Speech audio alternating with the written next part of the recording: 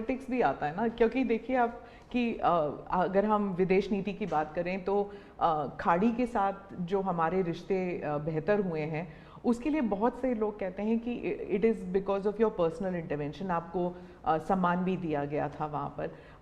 तो चाहे east Asia हो या वेस्ट एशिया हो, इसमें पर्सनालिटी पॉलिटिक्स कहाँ तक इम्पोर्टेंट है कि आप उनके जो राष्ट्रपति हैं या प्रधानमंत्री हैं उनके साथ आपका वाइबिंग होता है, आप उनके साथ बातचीत करते हैं और वो फिल्टर डाउन होता है, फिर कहाँ तक इसमें पर्सनालिटी पॉलिटिक्स भी है? मैं समझता हूँ कि इसके अलग अलग व्यू हो सकते हैं और सब सही हो सकते हैं। एक मत स्ट्रॉन्ग है कि पर्सनालिटी कल्ट या पर्सनल रिलेशन, ये बहुत ज़्यादा इन चीज़ों में नहीं डाले थे। एक मत है, स्ट्रॉन्ग मत है। मुझे लगता है कि हमारी डिप्लोमेसी अगर प्रोटोकॉल में फंसी रहेगी तो हम परफॉर्म नहीं कर पाएंगे।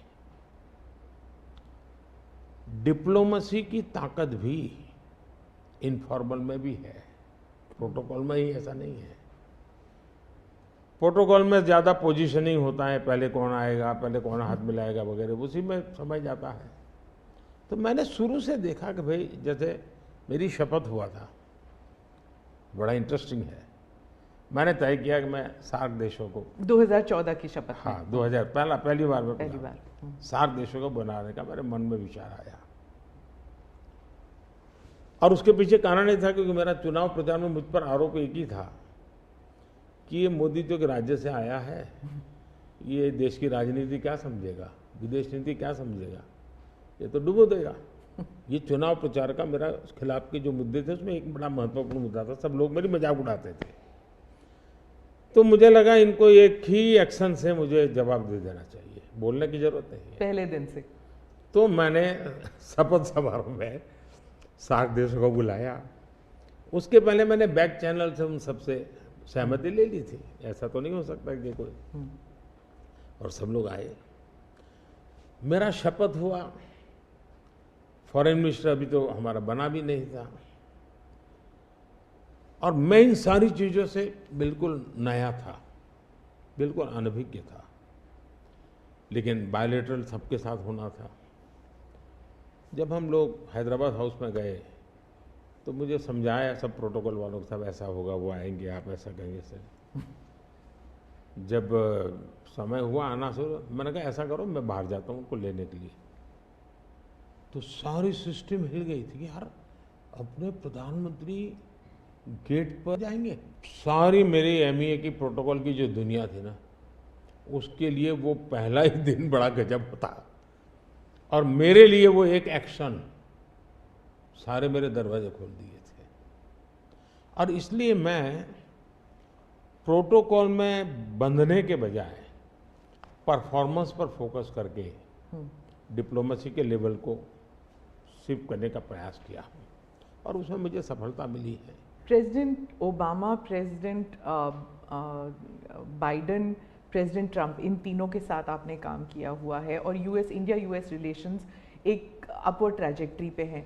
लेकिन बहुत से मुल्क हैं जो भारत की अपवर्ड ट्रैजेक्टरी से परेशान होते हैं। ये इट इज़ अंडरस्टूड कि ये है, जैसे कि चाइना, क्योंकि वो दे यूज टू थिंक कि ग्रुप ऑफ टू होगा, एक तरफ चाइना, एक तरफ अमेरिका, मतलब दो पावर सेंटर्स होंगे। तो मैं सिर्फ उदाहरण के लिए चाइना दे रही हूँ, लेकिन हमारे इर्द गिर्द जो मुल्क हैं वो भी थोड़े असमंजस में है कि ये भारत की ट्रैजेक्टरी इतनी ऊपर इतनी जल्दी जा रही है।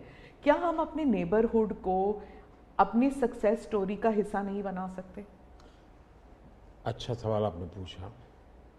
हमारी डे वन से पॉलिसी है, एक नेबर फर्स्ट, दूसरा एक्ट ईस्ट। तो जो हमारे ईस्टर्न पार्ट के जो हमारे आसियान कंट्री के देश हैं उसमें हमने एक्ट ईस्ट पॉलिसी लिया है, यहाँ नेबरहुड फर्स्ट। तो ये हमारा डे वन से हमारे देश की भी पॉलिसी है और हमारी भी पॉलिसी है। पहले लूकैस था, मैंने आकर के उसको एक्ट ईस्ट कहा। लेकिन इसमें दूसरा, आज दुनिया के सैकड़ों मील दूर भी कोई देश है, उनको लगता है कि भारत की प्रगति में हमारा कोई बेनिफिट है, तो पड़ोसी को नहीं देखेगा। आज पड़ोसी सबसे ज़्यादा खुश हैं, क्योंकि भारत उनके सबसे, अब जैसे कोविड के कालखंड में कोई पड़ोसी देश ऐसा नहीं है कि जिसकी हमने मदद नहीं की हो। नेचुरल कैलेमिटी, कोई ऐसा देश नहीं है अब जब नेपाल में भूकंप आया, फर्स्ट रिस्पॉन्डर हम थे। श्रीलंका में बहुत बड़ा क्राइसिस आया, उस क्राइसिस के समय सबसे ज़्यादा उनको मुसीबत में से बाहर निकालने का कोई काम किया है तो हिंदुस्तान ने किया, और पब्लिकली वो रिकग्नाइज करते, इसको कहते हैं। और इसलिए मैं तो दूसरा अनुभव कर रहा हूँ, वो हमसे बहुत अपेक्षाएं करते हैं, और पॉजिटिव अर्थ में मैं कहता हूँ, अच्छे रूप में देखते हैं। और भारत ने भी कहा है कि भाई हम हमारे सभी देशों को, पड़ोसियों को शक्तिशाली और समृद्ध देखना